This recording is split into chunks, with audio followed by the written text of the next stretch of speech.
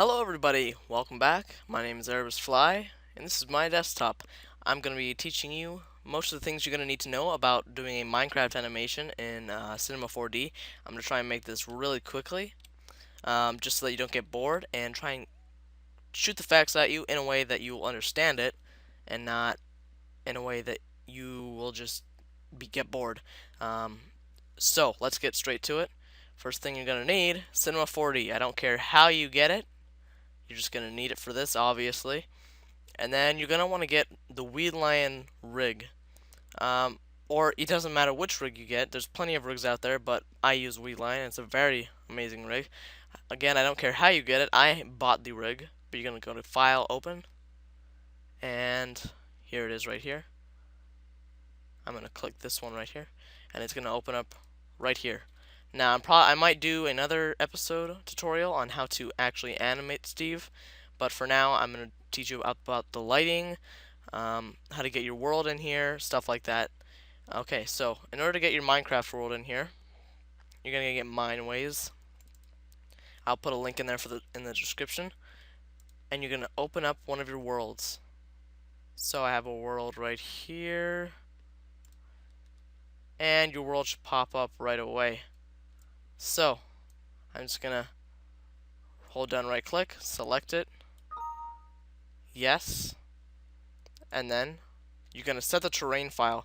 Now you're going to need a certain terrain so that it can match up. You can use a texture pack. I'm just going to use a texture pack for this one. You can use the regular default, but you're going to have to get that somewhere. So then you're going to export for rendering, and you can just name it whatever you want.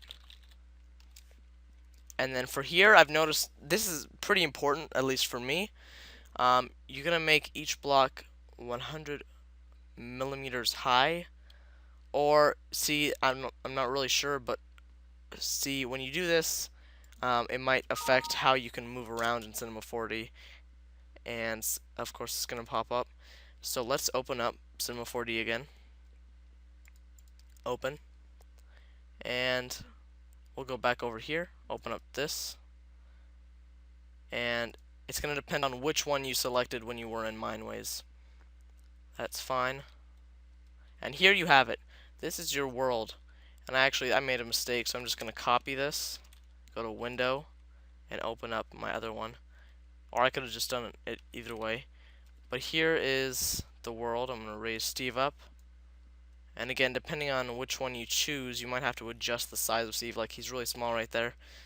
I'm not going to worry too much about that. But yeah, you're going to have to change the size in Mineways or in Cinema 4D when you export it.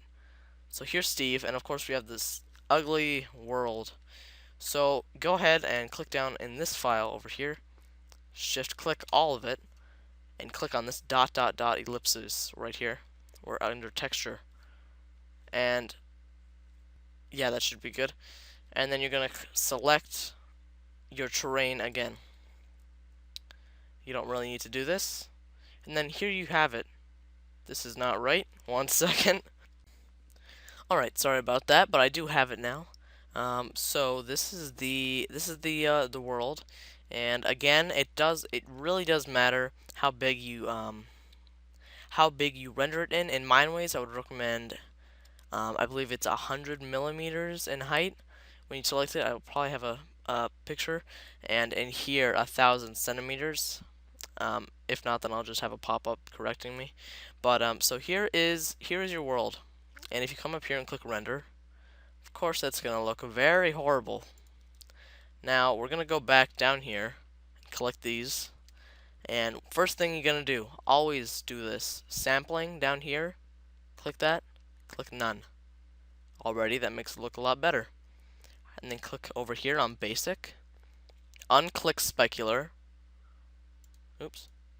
That's not going to do that much, but it will help, of course. Right away. And then alpha, click up here, go to alpha, and then you're going to click on this ellipses again, and you're going to select the same file, RGBA. Remember, do not click RGB, it has to be RGBA. And that is going to make things like bushes, leaves, and glass see-through. And then again, remember, sampling, multi, none. Alright, so now it's already starting to look a lot better. But then you notice that we've got this black background. There's two things you can do about that. You can, one, you can use a physical sky, which I usually prefer. But of course, if you render that, it's going to look really dark. Let's actually move in and put a light in here. It doesn't really matter. It depends on what you're doing, but I usually use an area light for now. Again, I'm going to assume that if you're watching this, you already have a decent idea on how to work around Cinema 4D. So, here's our light. Move that around a little bit. And then let's come over here. And then you've got a good thing about the sky is it actually shows a nice sky, and then at nighttime it shows stars. And you can change that by going over here, going to sky, time and location, stuff like that, and moving the clock around. So if we render that, it's already starting to look a lot better. And you can even see shadows, which is also a really nice thing. That's a great thing to have in your animations. So, the other thing that you can do, you might want to skip this if you already have a physical sky. Just click on sky, and let's just delete this for a second. But I wouldn't recommend doing that, because then you have to add in the color, and it really doesn't even look that great. So I'm going to delete that and add in the physical sky again. So, of course, it doesn't look that great. So this is the thing that is very important, and it's going to make the animation look amazing. First off, of course, you're going to make this 1280 by 720p. I'm going to not worry about that for now, but you're going to go over here, Effect, Ambient Occlusion, and that's going to do some great stuff. If you're using the weedlion rig, however, this is important, and you have two skins, here, let me just show that to you right now. Steve rig, and if you have the second hat layer, if your character does have a second hat layer, if you select that, make sure that in the ambient occlusion you have evaluate transparency checked, otherwise the face is going to be very dark. I learned that the hard way. Click effect and then go to global illumination. This is a big deal. And then click on irradiance cache. Stochastic samples, I believe that's how you say it. Low. Record density, low. Smoothing, weak. That's going to make it render a lot faster. So if we render it, it's going to take a while. Alright, so here we have it. This is it rendered, and it looks pretty professional, I gotta say. You've got shadows, and everything looks really nice. Another thing you might want to do is if you have a light, you might want to go to Shadow, Shadow Map Soft. That could help a little bit. And that is how you make it look really nice. Alright, so this is pretty much it for this tutorial, at least part 1. I wanted to get in it as quickly as possible, just not too quickly, just enough so that you won't be bored. Again, I'm not the greatest at Cinema 4D, but this is just a tutorial for people who did not really understand anything on what to do with it and how to work it and make your animations shine. Next episode I'll probably be working with the rig a little bit more, focusing on animating. I'll show you how to do that.